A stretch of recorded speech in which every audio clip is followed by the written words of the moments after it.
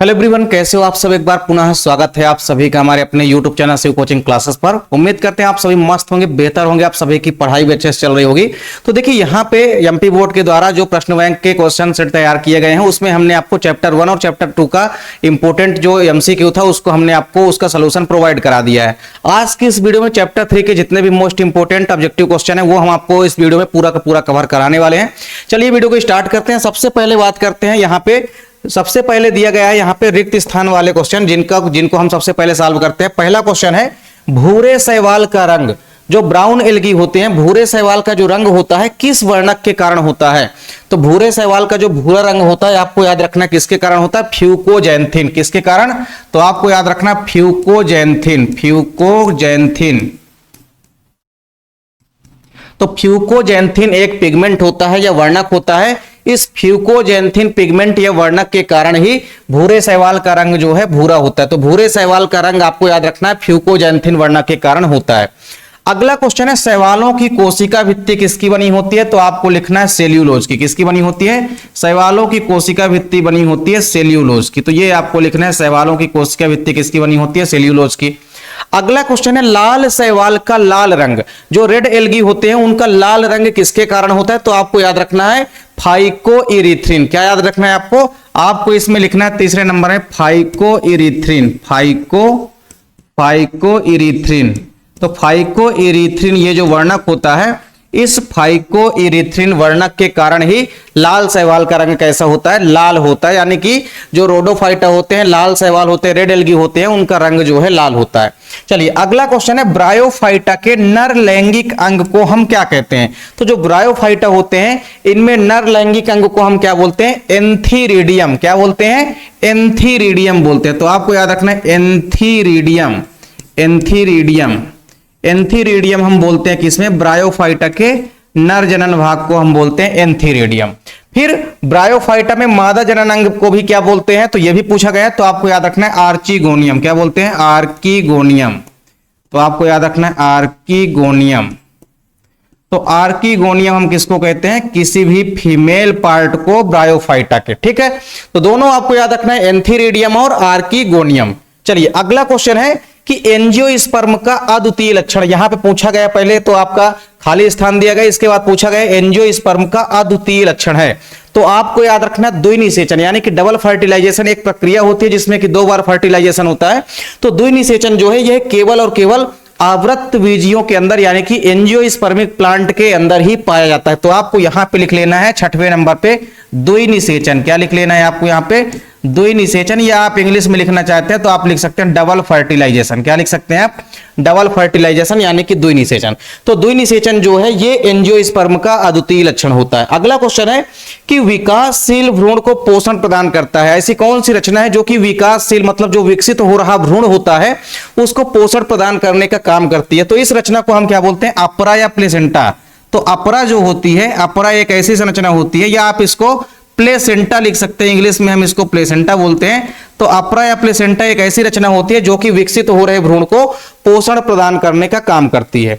इसके बाद देखिए अगला क्वेश्चन क्या कह रहा है कि टेरिडोफाइट्स का जो मुख्य पादप काय होता है, यानी जो मुख्य प्लांट बॉडी होती है वो कैसी होती है। तो आपको याद रखना है स्पोरोफाइटिक होती है। कैसी होती है, स्पोरोफाइटिक होती है।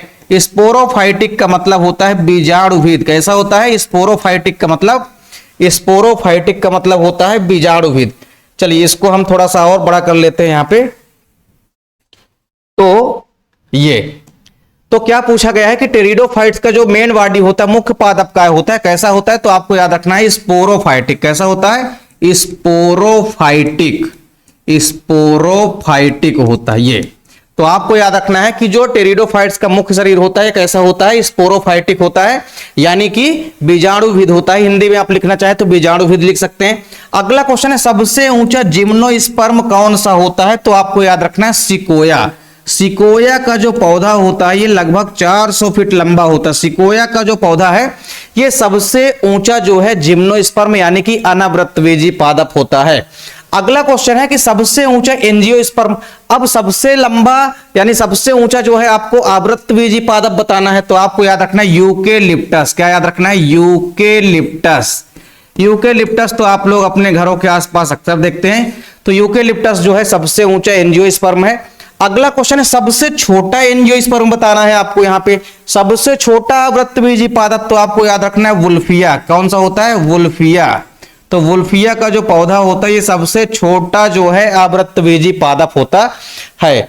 तो आप इनका स्क्रीनशॉट ले सकते हैं। ये क्वेश्चन आपके बोर्ड एग्जाम के लिए भी काफी इंपॉर्टेंट है, ना केवल आपके क्वार्टरली एग्जाम के लिए, सारे के सारे सिलेक्टेड क्वेश्चन है यहाँ पे।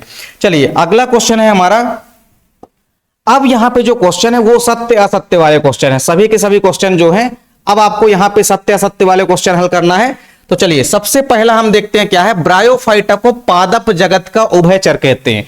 तो ये बात बिल्कुल सत्य है, क्योंकि जो ब्रायोफाइट्स होते हैं इनको हम क्या कहते हैं? इनको हम एम्फीबियंस ऑफ प्लांट किंगडम कहते हैं, यानी कि पादप जगत का उभयचर कहते हैं।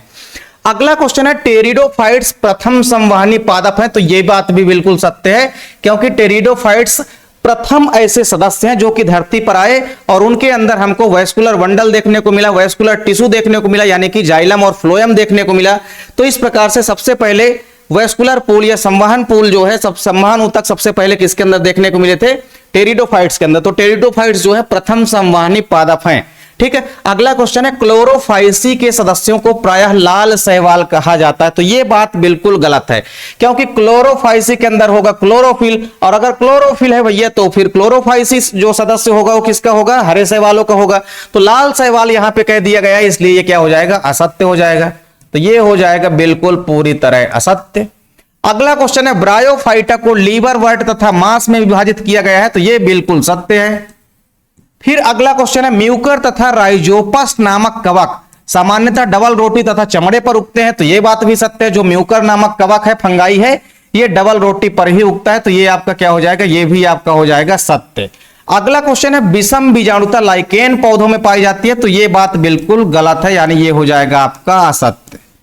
तो विषम बीजाणुता कुछ पत्तियों में पाई जाती है, कुछ पौधों में कुछ अलग अलग प्रकार के आप देखेंगे कि प्लांट के अंदर भी पाई जाती है, लेकिन लाइकेन के अंदर नहीं पाई जाती। लाइकेन एक प्रकार का सिम्बियोटिक रिलेशनशिप होता है, सहजीवी संबंध होता है एल्गी और फंगाई के मध्य, यानी कि कवक और शैवाल के मध्य का एक सहजीवी संबंध होता है, लेकिन इसमें विषम बीजाणुता नहीं देखने को मिलती है। विषम बीजाणुता का मतलब है कि एक ही पौधे पर अलग अलग प्रकार के स्पोर दिखाई देते हो, यानी तो आपको याद रखना लाइकेन में अलग अलग प्रकार के स्पोर दिखाई नहीं देते हैं। इसका मतलब ये विषम बीजाणुता का एग्जाम्पल नहीं है। तो ये भी आपका क्या हो जाएगा? असत्य हो जाएगा। चलिए इसके बाद हमारे कुछ एक शब्द यानी कि एक वाक्य में उत्तर वाले क्वेश्चन है, इनको भी हम एक बार देख लेते हैं जल्दी से। चलिए तो सबसे पहला क्वेश्चन क्या है? देखिए यहां पे एक वाक्य में उत्तर वाले जो भी क्वेश्चन है, इनमें सबसे पहला क्वेश्चन आपको क्या देखना है? क्या दिया गया है कि पुष्प एवं बीज धारण करने वाले पुष्प एवं यहां पे आपको लिखना है पुष्प एवं, क्या लिखना है आपको यहां पे? पुष्प एवं बीज धारण करने वाले पादपों का वर्ग क्या कहलाता है? तो आपको याद रखना है एंजियोस्पर्म कहलाता है, यानी कि आवृत्तबीजी कहलाता है। तो आवृत्तबीजी ही ऐसे पौधे होते हैं जो कि पुष्प का भी धारण करते हैं, जिनमें पुष्प भी लगते हैं और जिनमें बीज भी बनते हैं। तो ऐसे पौधों को हम क्या कहते हैं? आवृत्तबीजी कहते हैं, यानी कि एंजियोस्पर्म। आप क्या लिख सकते हैं यहां पे? एंजियोस्पर्म लिख सकते हैं आप, एंजियोस्पर्म, या आप हिंदी में लिखना चाहें तो आप लिख सकते हैं आवृत्तबीजी। क्या लिख सकते हैं? एंजियोस्पर्म्स लिख सकते हैं आप, या आवृत्तबीजी लिख सकते हैं। चलिए दूसरा क्वेश्चन हमारा, भूरे शैवालों में पाया जाने वाला वर्णक कौन सा होता है? तो भूरे शैवाल जो होते हैं, तो भूरे शैवालों में पाया जाने वाला भूरा वर्णक कौन सा होता है? तो आपको याद रखना है फ्यूकोजैंथिन। क्या होता है? आपको याद रखना है फ्यूकोजैंथिन। आपको याद रखना है फ्यूकोजैंथिन। ठीक। चलिए इसके बाद हमारा अगला क्वेश्चन है फ्यूकोजैंथिन, आप नोट कर लेंगे। चलिए इसके बाद हमारा अगला क्वेश्चन है भैया क्या? सबसे ऊंचे एंजियोस्पर्म वृक्ष का नाम बताना है। तो हमने आपको पहले भी कराया है, तो इसका राइट आंसर क्या हो जाएगा? इसका राइट आंसर यहां पे हो जाएगा क्या? इसका राइट आंसर हो जाएगा यूकेलिप्टस। क्या हो जाएगा? यूकेलिप्टस। तो यूकेलिप्टस का जो प्लांट होता है ये सबसे बड़ा आवृत्तबीजी यानी कि एंजियोस्पर्मिक प्लांट होता है।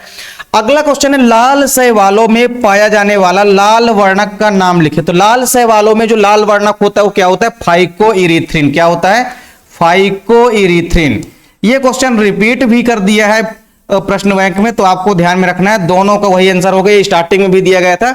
तो लाल शैवालों में पाया जाने वाला जो लाल वर्णक होता है वो होता है फाइकोएरिथ्रिन। चलिए अगला क्वेश्चन है, हरे शैवालों में पाए जाने वाले वर्णक का नाम लिखिए।